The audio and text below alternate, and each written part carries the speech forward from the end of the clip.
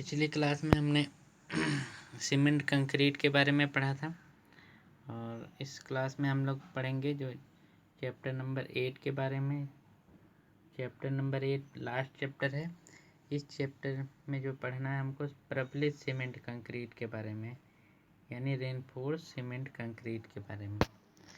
तो प्रबलित cement concrete देखते हैं हम लोग क्या होता है, और इसके बाद जो हम लोग देखेंगे प्रबलित सीमेंट कंक्रीट पढ़ने के बाद कि प्रबलन के रूप में इस्पात का चुनाव करने का क्या कारण है, और आगे हम लोग जो है पढ़ेंगे कि प्रबलन इस्पात के क्या क्या प्रकार हैं, मतलब टाइप ऑफ रेनफोर्सिंग स्टील जो है ये कितने प्रकार के होते हैं।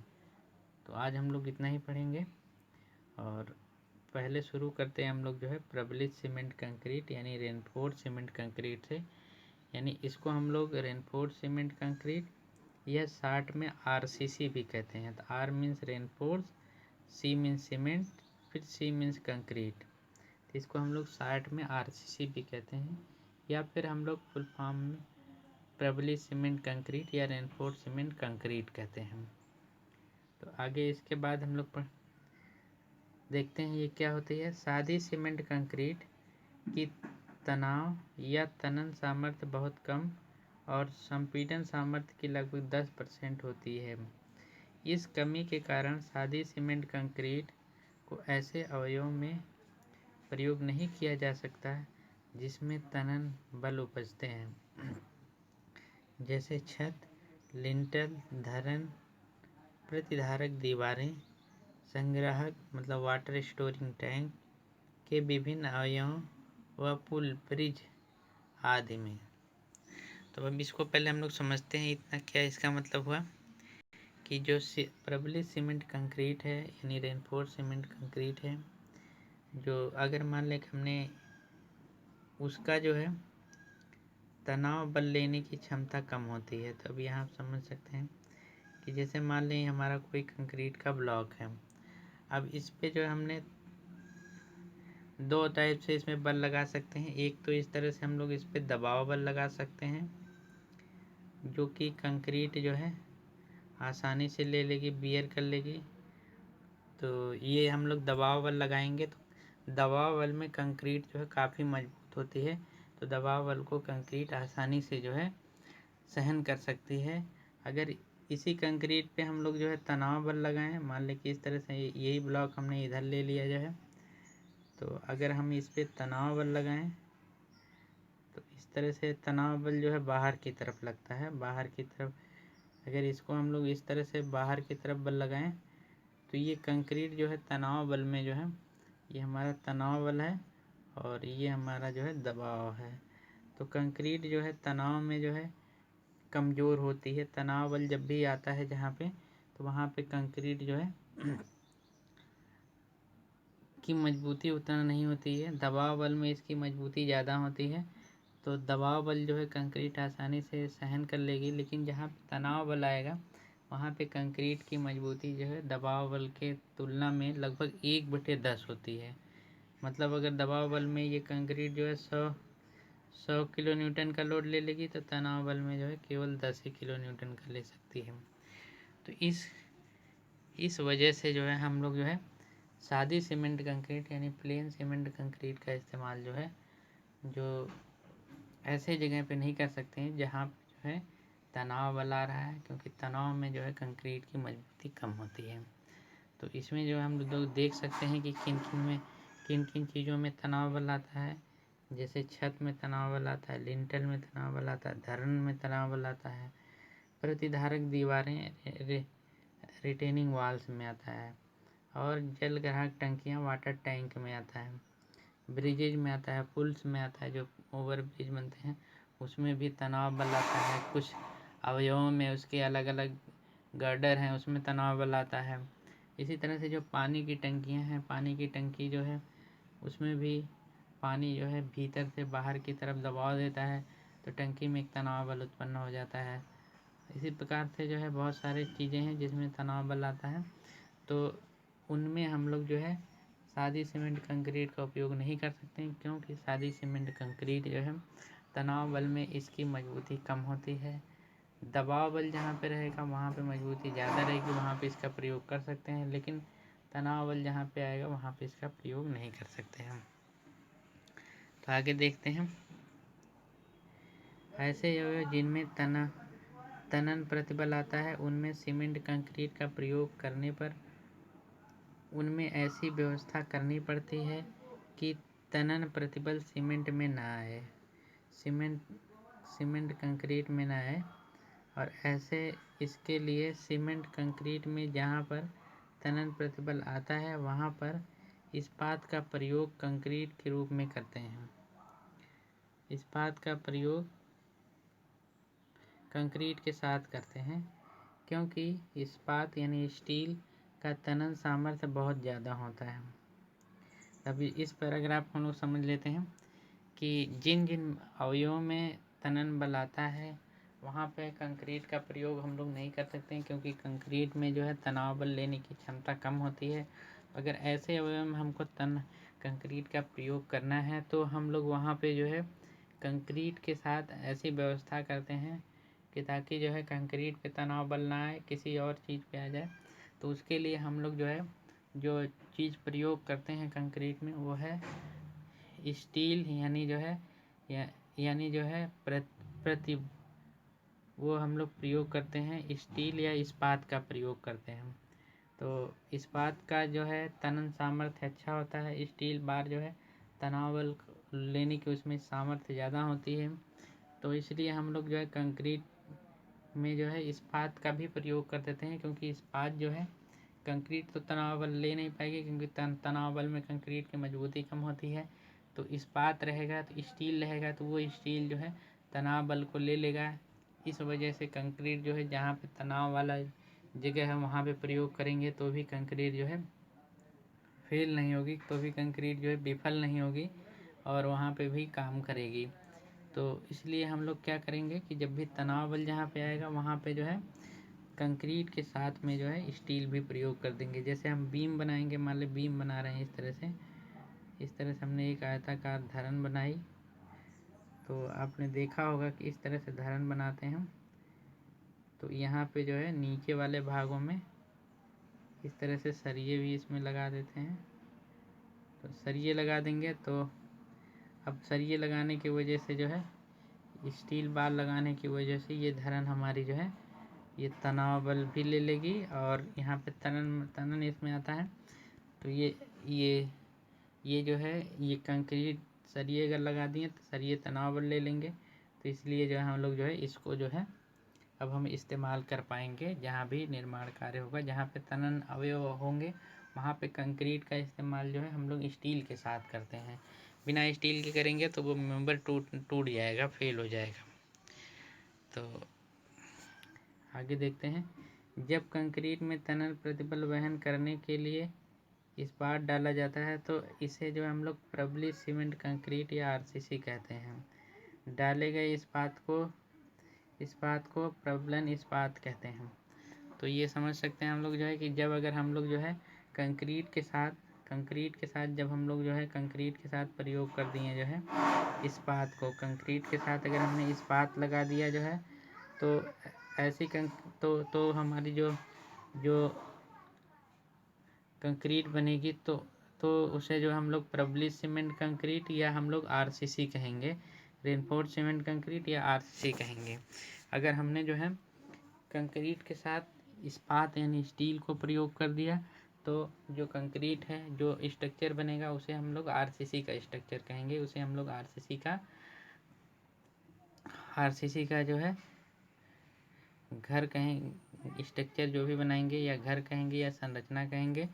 तो आप समझ, अब इसका हम लोग देख लेते हैं आगे जो है कि इस्पात के रूप में स्टील का ही हम लोग क्यों चुनाव करते हैं, इसके पीछे कारण क्या है।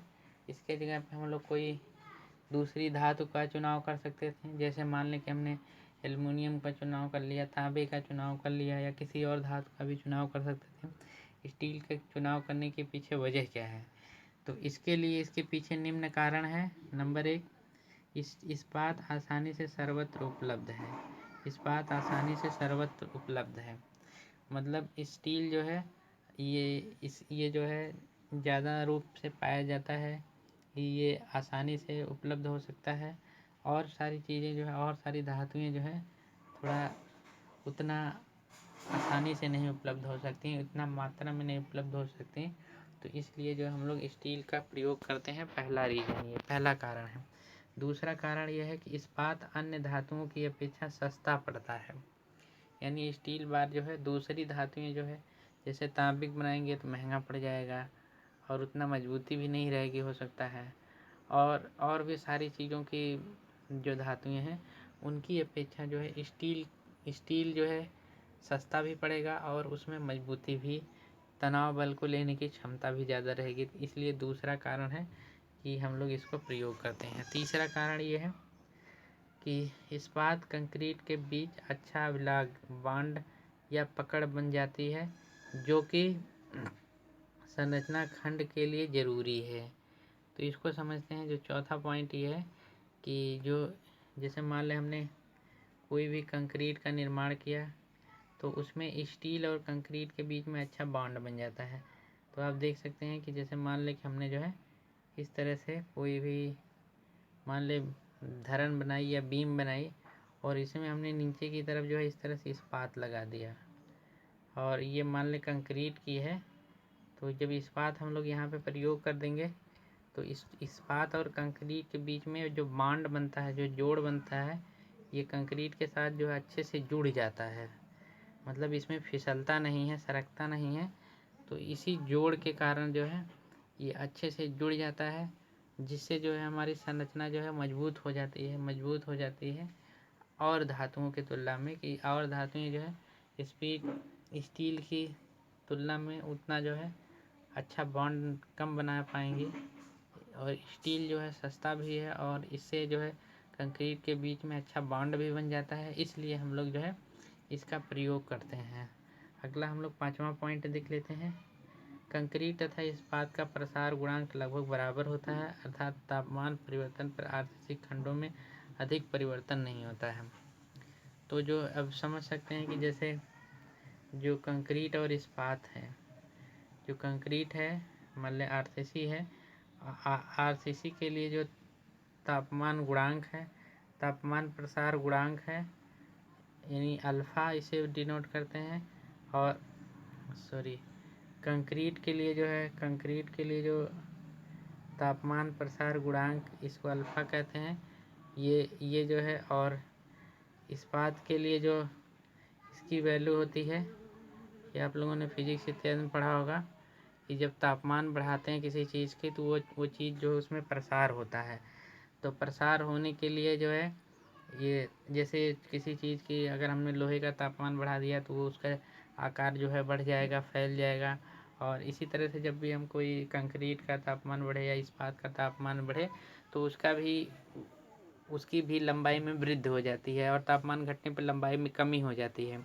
तो इसी को जो हम लोग उसके लिए जो गुणांक प्रयोग करते हैं उसे तापमान प्रसार गुणांक कहते हैं। ये गुणांक जो है कंक्रीट और स्टील के लिए लगभग बराबर होता है। तो यहाँ पे जो है लगभग बराबर होता है तापमान प्रसार गुणांक। अतः जो है तापमान परिवर्तन से इन खंडों में कोई परिवर्तन नहीं होता। तो अगर इनका जो है तापमान गुणांक जो अलग अलग होता, तो अगर तापमान बढ़ता तो इसका साइज कुछ और हो जाता, इसके साइज में इसकी लंबाई मान लें थोड़ा सा ज़्यादा बढ़ जाती कंक्रीट की, इस्पात की लंबाई थोड़ा कम ही बढ़ती। तो इस वजह से जो है इनके बीच जो है परिवर्तन होता रहता। तो इसको हम लोग सही से उपयोग नहीं कर पाते। अगर जो है तापमान जो है जैसे मान लें कि तापमान में बढ़ने के साथ अगर स्टील में जो है ज़्यादा बढ़ोतरी हो गई और कंक्रीट में जो है मान लें कंक्रीट में कम बढ़ोतरी हुई, तो अभी स्टील ज़्यादा बढ़ गया, कंक्रीट कम बढ़ी है।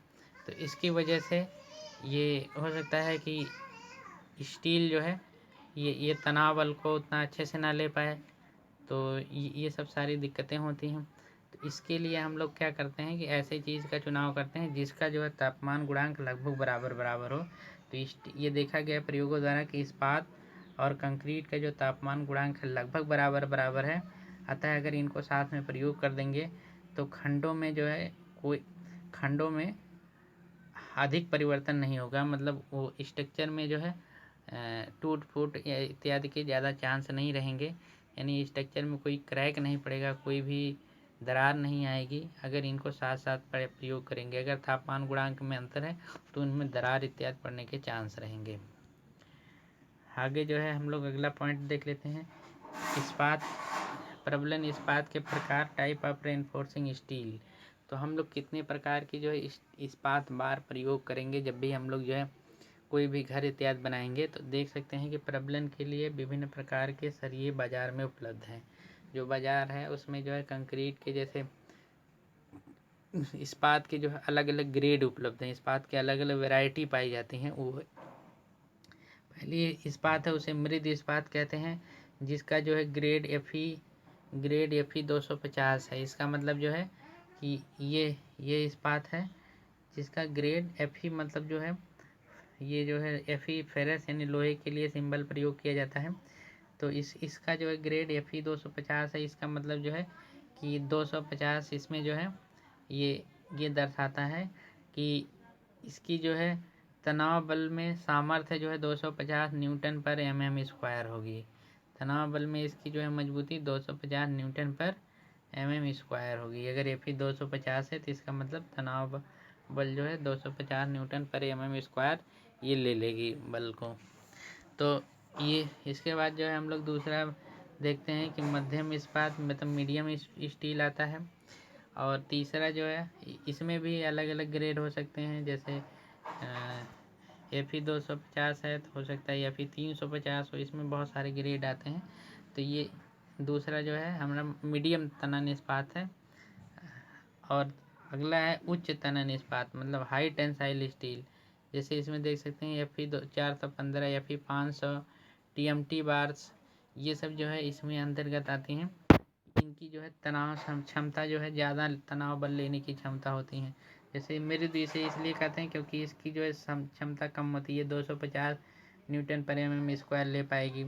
ये मध्यम है, ये इससे ज़्यादा ले लेगी, यानी 250 से हो सकता है ये 350 या 400, ये 350 या 400 तक ये ले ले क्षमता को हम। और उच्च तनन में ये इसकी क्षमता और ज़्यादा होती है। अब देख सकते हैं अभी 415 है तो इसका मतलब जो है ये इससे ज़्यादा तो है ही इन दोनों से। और एफ ई 500 है तो 500 एफ ई मतलब 500 न्यूटन पर एम स्क्वायर, ये मृदु और मध्यम से तो ज़्यादा है ही। और TMT बार जो है ये भी इसकी भी मजबूती अच्छी होती है। TMT बार नाम सुना होगा आप लोगों ने, तो ये भी जो है TMT बार्स की भी मजबूती ठीक ठाक होती है, यानी उच्च तनन इस्पात है तो इसकी भी तनन तनाव में जो है क्षमता जो है उच्च होती है। तो आगे हम लोग जो है डी वाला पढ़ लेते हैं, उच्च सामर्थ्य वाला इस्पातीय तार मतलब high strength wires, high strength steel wire. अब कुछ जो है स्टील के जो है वायर आते हैं उनकी भी क्षमता बहुत ज़्यादा होती है। वो वायर जो है वो सरिये की तरह तो बहुत मोटे नहीं होते हैं, लेकिन जो है वो वायर जो है बहुत पतले पतले ही होते हैं, लेकिन जो है उनकी वो इस्पात के बने होते हैं और उनकी भी क्षमता बहुत ज़्यादा होती है। जब इसको प्रयोग करेंगे तो इसको जो हम लोग अलग अलग वायर को नहीं प्रयोग करते हैं, इसको जो उच्च तनन इस्पातीय तार हैं तो इनको हो सकता है इस तरह से कई मतलब 5, 6, 10 तार जो है एक साथ प्रयोग करें, एक साथ जो है इस तरह से बंडल में प्रयोग करते हैं। तो ये इनका भी तनाव क्षमता बहुत उच्च होती है। तो ये सब भी वार स्टील इस्पात के रूप में प्रबलन के रूप में प्रयोग किए जाते हैं, रेनफोर्समेंट के लिए प्रयोग किए जाते हैं। तो अब आप देख सकते हैं कि हमने इस्पात में बताया जो है जो कि बाज़ार में उपलब्ध है। पहला जो है मृदु इस्पात उपलब्ध है, दूसरे जो है मध्यम तनन इस्पात उपलब्ध है, तीसरा उच्च तनन इस्पात उपलब्ध है, चौथा जो है उच्च सामर्थ्य वाला इस्पातीय तार यानी हाई स्ट्रेंथ स्टील वायर भी उपलब्ध है बाज़ार में। तो ये 4 प्रकार के इस्पात ज़्यादातर प्रयोग किए जाते हैं। तो आज हम लोग यहीं तक पढ़ते हैं। धन्यवाद।